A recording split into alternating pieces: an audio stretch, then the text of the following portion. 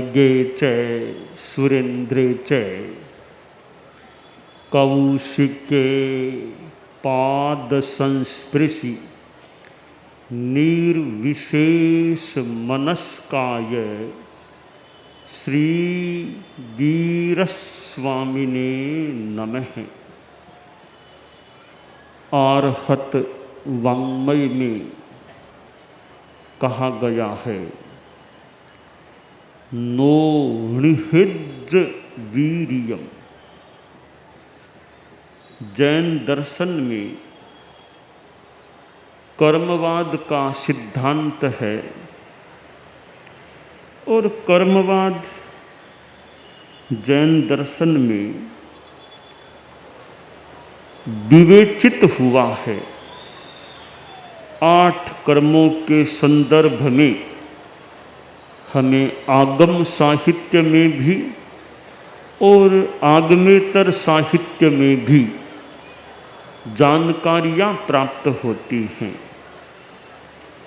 8 कर्मों में 8वां कर्म, यानी 8 कर्मों में एक कर्म, एक घाती कर्म अंतराय कर्म है। और अंतराय कर्म शक्ति को बाधित करने वाला होता है। आदमी में शक्ति का विकास भी हो सकता है और व्यापक संदर्भ में विचार करें, अनेक प्रकार के बल होते हैं। जन बल भी होता है, किसके साथ कितने लोग हैं, तो जन बल भी एक शक्ति होती है। चुनाव होते हैं, लोकसभा के, विधानसभा के, नगर पालिका आदि आदि। जन बल किसके साथ कितना है, कौन जीतता है, कौन हारता है, इसमें जन बल नियामक बनता होगा कि जन बल है तो आदमी जीत सकता है, अन्यथा हार भी जाए। तो जन बल का भी अपना महत्व है। संसार में धन बल का भी महत्व है, किसके पास कितना पैसा है। गृहस्थों में पैसा भी एक बल बन सकता है। और तीसरे में तन बल, शरीर का भी अपना बल होता है। एक आदमी का शरीर रुग्ण है, कमजोर है, वह न ज़्यादा परिश्रम कर सकता, न ज़्यादा पैदल चल सकता। तो आदमी का तन बल अच्छा है, शरीर स्वस्थ है, मजबूत है, खूब परिश्रम करो, विशेष थकान की अनुभूति नहीं होती। लंबा चलना हो, 15 किलोमीटर 16 किलोमीटर आदमी चल सकता है, कोई खास चिंता या थकान की बात नहीं। तन बल वाला आदमी अच्छा परिश्रम करने में समर्थ हो सकता है। और तन बल ठीक है तो औषधि से भी काफ़ी दूर रहा जा सकता है। औषधि से दूरता तो मनोबल हो तो तन अनुकूल न हो तो भी दूर रहा जा सकता है, तो तन बल भी होता है। चौथा है वचन बल, वाणी का बल। एक आदमी का बल वाणी का ऐसा इतना आदेय वचन होता है, वो कोई बात कहता है, लोग उसे बड़े सम्मान से स्वीकार कर लेते हैं। वाणी बहुत स्पष्ट होती है, शुद्ध होती है, दूसरे अच्छी तरह समझ सकें इस तरह की होती है। तो वचन का भी बल होता है। 5वां बल है मन बल, मनोबल, कि मनोबल हिम्मत कितनी अच्छी है। और एक अंतिम बल कह दूं तो आत्मबल, आत्मशक्ति कितनी विकसित हुई है। तो शक्तियाँ दुनिया में होती हैं। शक्ति की उपासना आराधना भी की जा सकती है। नवरात्र में भी ऐसे आराधना साधना होती है या हो सकती है। शास्त्र में कहा गया कि शक्ति का गोपन मत करो, शक्ति को छिपाओ मत, उसका बढ़िया उपयोग करो। शक्ति के संदर्भ में 3 बातें हैं कि शक्ति का अपेक्षित विकास करने का प्रयास होना चाहिए, नंबर 1 की बात। नंबर 2, शक्ति का दुरुपयोग नहीं करना चाहिए। और नंबर 3 की बात है, शक्ति का सदुपयोग करना चाहिए। कोई सोचे मैं शक्तिशाली बनूं, शक्तिशाली बनूं, शक्तिमान शक्तिमान बनूं, तो शक्तिमान क्यों बनना चाहते हो, शक्तिशाली क्यों बनना चाहते हो, तुम शक्ति प्राप्त कर क्या करना चाहते हो, यह पहले स्पष्ट बताओ। तुम शक्तिशाली बनकर आत्म कल्याण पर कल्याण का काम करना चाहते हो, दूसरों को सुख शांति आध्यात्मिक शांति पहुंचाना चाहते हो, या दूसरों का अहित करना चाहते हो। तो दूसरों का अहित करने की भावना है तो शक्तिशाली बन करके क्या करोगे, क्यों दूसरों को तकलीफ पड़े तुम्हारे कारण से। तो शक्ति का विकास, शक्ति का दुरुपयोग न करने का भाव और शक्ति का सदुपयोग करने का संकल्प, ये 3 बातें शक्ति के संदर्भ में आदमी के भीतर में होती है, तो शक्ति का विकास होना हितकर लाभदायी हो सकता है। शक्ति दुर्जन के पास भी हो सकती है, शक्ति सज्जन के पास भी हो सकती है। दुर्जन के पास शक्ति होती है, दुर्मना जो होता है, शक्ति ही परेशान परिपीडनाय, दुर्जनों की शक्ति दूसरों को पीड़ित करने वाली बन सकती है, और सज्जनों की शक्ति, साधु की शक्ति दूसरों को त्राण देने में, दूसरों की रक्षा करने में प्रयुक्त हो सकती है। तो शक्ति हमारी आत्मशक्ति बढ़ जाए, मनोबल अच्छा रहे, हमारे जीवन में शारीरिक स्वास्थ्य की शक्ति का भी महत्व है, चित्त की प्रसन्नता का भी महत्व है, और मनोबल हिम्मत का भी महत्व है। ये चीज़ें जीवन में हैं तो मानना चाहिए किंचित कुछ जीवन में है। स्वास्थ्य ठीक नहीं है, चित्त की प्रसन्नता नहीं है, मनोबल नहीं है, संत लोग हैं, साध्वियाँ हैं, चारित्रात्माओं का स्वास्थ्य अच्छा है, चित्त समाधि में है, मनोबल ठीक है, इसका मतलब कुछ पूंजी चारित्रात्मा के पास है। साधना की शक्ति तो अलग है ही है, वो बात तो, ये थोड़ी ऊपरी चीजें हैं, शारीरिक बल, मानसिक प्रसन्नता और मनोबल का होना। साधु जो साधनाशील है, त्यागी है, त्यागी आदमी बहुत सुख शांति में रह सकता है। त्यागात् शांति रवाक्यते, त्यागात् शांति रवाक्यते, त्यागेन शांति ही प्राप्यते, त्याग से शांति प्राप्त हो सकती है।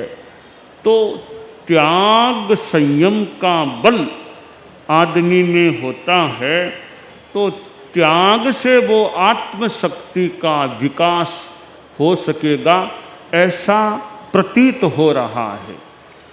हमारी दुनिया में कितने संत हुए हैं, बड़े बड़े महापुरुष आध्यात्मिक जगत में हुए हैं। भगवान महावीर जैसे महापुरुष, हमारे तीर्थंकर 24 हुए हैं। तो वे दुनिया के कितने महापुरुष थे। तीर्थंकर से बड़ा अध्यात्म जगत में और कोई आदमी हो सकता है क्या? संभावना तो प्रायः नहीं लग रही है कि तीर्थंकर से बड़ा कोई आध्यात्मिक जगत में आदमी, उनसे बड़ा आदमी कोई हो सकता है। तीर्थंकर जो परम अर्हता संपन्न बताए गए हैं, तो तीर्थंकर तो शक्तिमान, सर्वशक्तिमान कह दें, अनंत शक्ति संपन्न तीर्थंकर होते हैं, केवल ज्ञानी होते हैं, सिद्ध भगवान भी होते हैं। तो हमारे में भी अपनी आत्मशक्ति का विकास हो, यह काम्य है। परम पूज्य आचार्य भिक्षु जो हमारे धर्म संघ के आद्य आचार्य थे, प्रथम अनुशास्ता थे, और उन्होंने अपने ढंग से साधना की, और कितना उनके सामने प्रतिकूलता का माहौल भी रहा होगा, उन्होंने कैसे सहन किया होगा, कैसे वो समय उनका बीता होगा। यहाँ तक कह दिया भी कि तुम्हारा मुंह सुबह सुबह देख लिया तो नरक में जाना पड़ेगा, तो भी कोई बात नहीं, होना यही चाहिए। कोई कुछ कह दिया तो कह दिया। आचार्य भिक्षु को कह दिया गई कि क्या नाम के नाम तो भिखण, अरे भिखण जी सुबह सुबह तुम्हारा नाम देख लिया, नरक में जाना पड़ेगा। अब कोई यह कह दे तुम्हारा मुंह देख लिया इसलिए नरक में जाना पड़ेगा, तो एक तरह का अपमान है यह तो आदमी का। अब आचार्य भिक्षु ने उस समय उनके मन में क्या प्रतिक्रिया हुई वो तो भगवान जाने, केवल ही जाने। जो घटना का प्रारूप है स्वामी जी ने सुना, क्योंकि कई पुरुष जो बुद्धिमान और समझदार और कुछ साधक विशेष रूप में हो, वो एक बात को किस तरह नया रूप दे सकते हैं, यह देखने की बात है। तो आचार्य भिक्षु ने कहा कि अच्छा तुम्हारा मुंह सुबह सुबह देख ले तो कहाँ जाना होता है। उसने कहा मेरा मुंह देख ले तो सीधा स्वर्ग और मोक्ष में जाता है, मेरा मुंह देखने वाला। गर्भोक्ति हो सकती है, गर्भोक्ति की होगी, ठीक है। तो अब घटना को कैसे रूप दिया जाता है, बात को कैसे कहाँ फिट कर देना, यह भी एक कोई बुद्धि की करामात हो सकती है। तो स्वामी जी ने कहा कि मेरा तो यह सिद्धांत नहीं है कि किसी का मुंह देखने मात्र से नरक या स्वर्ग मोक्ष कुछ मिल जाए। तो तुम्हारे कहने के अनुसार आज सुबह मैंने तो तुम्हारा मुंह देखा है, तो मेरे लिए तो स्वर्ग हो सब तैयार है, अब तुम्हारी तुम जानो। अब बात को एक रूप दे दिया। कोई कुछ भी कह दे आत्मशक्ति है तो गुस्सा नहीं आना चाहिए। गुस्सा आ गया फिर तो आत्मशक्ति की कमजोरी हो सकती है कुछ अंशों में। तो कोई ऐसी बात भी कह दे तुम्हारा मुंह देख लिया नरक में जाना पड़ेगा, कम से कम साधु को तो गुस्सा करना ही नहीं चाहिए। साधु का धर्म तो शांति रखना है। गृहस्थ भी इसी पथ पर चले। आत्मशक्ति का विकास करना है तो गुस्से की शक्ति को कमजोर करना, गुस्से को कमजोर करना चाहिए। वो शक्ति प्रखर होगी तो वो शक्ति कमजोर पड़ सकती है। दो शक्तियां एक साथ विकसित होने में निगेटिव पावर बढ़ेगा तो पॉजिटिव पावर कहीं कम, तो ये गुस्सा और अहंकार इनकी शक्तियां बढ़ेगी, ये मजबूत होंगे तो आत्मशक्ति कमजोर पड़ सकती है। आत्मशक्ति को विकसित करने के लिए गुस्से को, अहंकार को, माया को, लोभ को, इनको कमजोर करना अपेक्षित है। ये जितने जितने कमजोर पड़ेंगे संभव है उतनी उतनी आत्मशक्ति की जागरणा, आत्मशक्ति का विकास हो सकेगा। परम पूज्य आचार्य तुलसी ने जो अनुव्रत आंदोलन की बात बताई, और अनुव्रत को 75वां वर्ष शुरू हुए चल रहा है, तो अनुव्रत भी एक प्रकार से भीतर की शक्ति को ही मानो पुष्ट करने का, जगाने का प्रयास है। क्योंकि अनुव्रत में संयम की शक्ति है, संयम का बल है। संयम का बल वो आत्मशक्ति का रूप है। तो ये छोटे छोटे अनुव्रत के नियम, नशा नहीं करूँगा, अप्रामाणिकता नहीं करूँगा, हिंसा निरपराध की यो नहीं करना, आदि आदि संकल्प हैं, सद्भावना की बात है, ये अच्छी बातें, ये संकल्प होते हैं, तो वो आत्मशक्ति का विकास हो सकता है।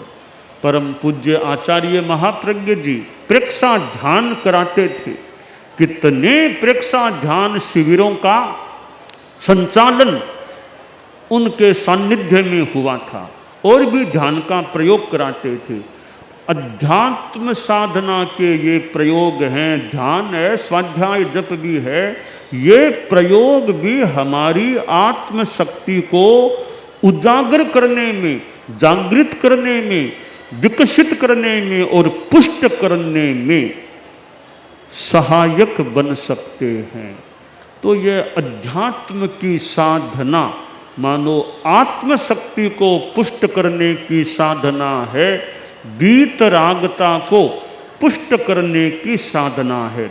हमारे साधु साध्वियाँ भी हैं और समणियाँ भी हैं, जो आत्म साधना में जो जितने लीन रहेंगे, हम मानो आत्मशक्ति को विकसित करने में सफलता को प्राप्त हो सकेंगे। और चारित्रात्माएँ जो पाद विहार करते हैं, गर्मी हो, कभी मौसम की और कोई प्रतिकूलता हो, स्थान की प्रतिकूलता, मार्ग संबंधी प्रतिकूलता, अनेक प्रकार की प्रतिकूलताएं होने पर भी शांत भाव से, प्रसन्न मन से बढ़ते रहते हैं, मानो विकास के सोपानों पर चढ़ते हैं। तो चारित्रात्माएं जो परिसह सहन करते हैं, गर्मी क्या और क्या, तो समता से सहन करना भी अपने आप को आत्मशुद्धि की ओर आगे बढ़ाना होता है, आत्मशुद्धि को प्राप्त करने का प्रयास हो जाता है। तो ये साधु साध्वियों, चारित्रात्माओं की जो चर्या है, किस प्रकार सर्दी गर्मी दिन रात चलना, कुछ बोझ भी उठाना, अनेक प्रकार के कष्टों को सहना, और फिर गोचरी के लिए और फिर जाना, इधर उधर अटन करना, जाना, अनेक प्रकार के पसीना आता रहे, कभी पूछते रहो, कभी पसीना पड़ता रहे, यूँ शरीर को पसीने से तरबतर हो जाने पर भी आराम भी कभी जल्दी न मिले, वो काम, तो समता रहती है। तो साधु यानी चारित्रात्माएं हैं, वे परिसहों को सहन करके भी आत्म कल्याण की दिशा में, आत्म जागरणा की दिशा में आगे बढ़ सकते हैं। आज सूरत में, और सूरत में पर्वत पाटिया यहाँ आना हुआ है। पर्वत पाटिया का नाम सुना हुआ था, वो तेरापंथ भवन पर्वत पाटिया, इस तो यह हम जहाँ ठहरे हैं वो तेरापंथ भवन, तो सूरत में वो तेरापंथ भवन और पर्वत पाटिया आना हुआ है। और हमने चतुर्मास भी इस बार साध्वी हिमश्री जी का यहाँ पर्वत पाटिया के लिए कह रखा है। तो पर्वत पाटिया है, सूरत में आए हैं परम पूज्य आचार्य श्री महाप्रज्ञ जी के साथ। सूरत में मैं और हम लोग कुछ आए थे, आज पुनः सूरत में स्वतंत्र रूप में यानी गुरुदेव तो साक्षात सदैव नहीं है, आना हुआ है। तो सूरत में मानो कि वैसे आज प्रथम दिन का यह प्रवास है, पहले दिन का प्रवास मान लो 21 तारीख है, पहले दिन का प्रवास और कुछ दिनों का प्रवास होना है। तो सूरत में पर्वत पाटिया में खूब अच्छी धर्म जागरणा बनी रहे, ये सद्भावना, नैतिकता, नशा मुक्ति, ये बातें हम आम जनता में और लोगों को, आम खास कई लोगों को बताया करते हैं। तो ये भी आम जनता मेरे जैन समाज के, तेरापन समाज, उनमें और भी अपने तेरापन जैन की भी जो उपासना आदि की धार्मिक बातें हैं, वे भी उनके जीवन में रहें और हम सब में आध्यात्मिक शक्ति का विकास होता रहे, जब तक पराकाष्ठा को प्राप्त न हो जाएं, यह काम्य है। दाराण सिद्धम अभय पयाणम सच्चे सुया अणवज्जं वयन्ति तवे सुया उत्तम बंभचेरम लोगुत्तमं तमे समणेणाय पुत्ते